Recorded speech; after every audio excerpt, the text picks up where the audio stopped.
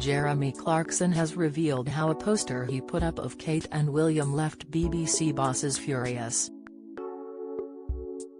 The star worked for the BB as the frontman of the original version of Top Gear from 1988 to 1999, before returning to present the new format alongside James May, 60, and Richard Hammond, 53, from 2002 to 2015. The broadcaster's decision to suspend Gary Lineker, 62, from Match of the Day last weekend, for criticizing the Conservative government's new asylum policy, has sparked a big debate about a Tory BBC amongst the public, and now Jeremy has weighed in. Jeremy has insisted everyone I met there in 25 years was flaming red, and that the mob is wrong.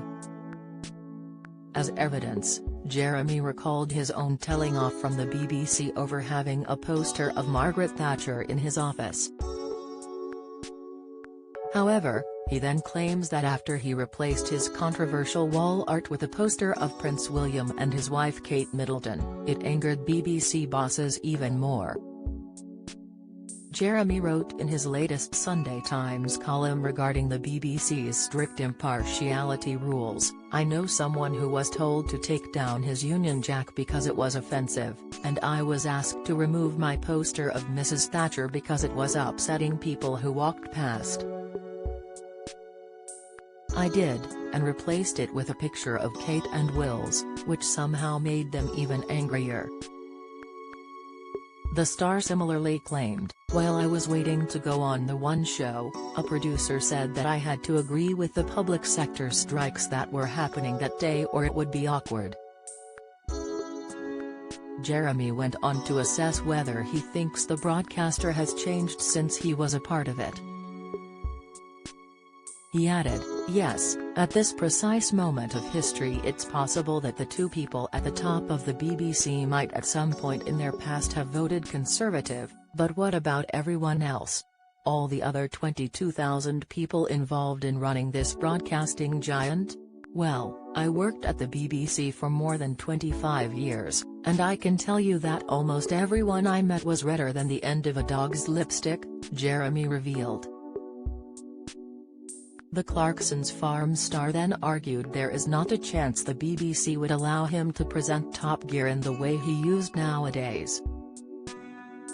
He pointed out that even comedy is too risky for the BBC these days, as being the target of a joke could potentially upset someone. Don't miss.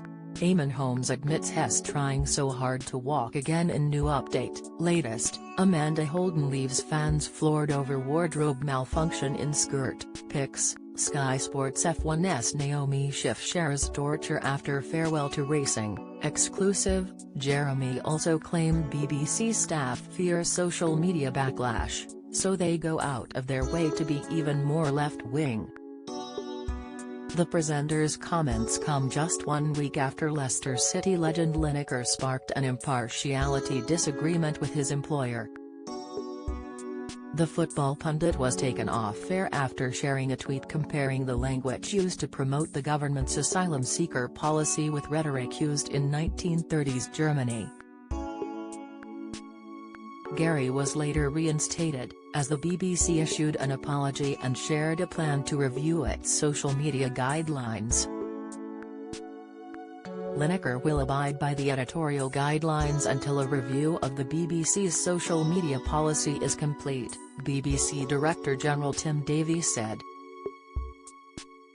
Everyone recognizes this has been a difficult period for staff, contributors, presenters and, most importantly, our audiences, Davie added.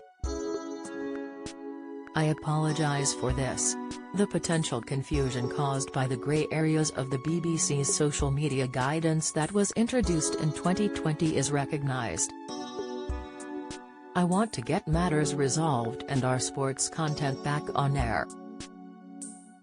The broadcaster's social media guidelines are meant to be followed by BBC staff and presenters who work in news and politics, not those in other areas, such as sports.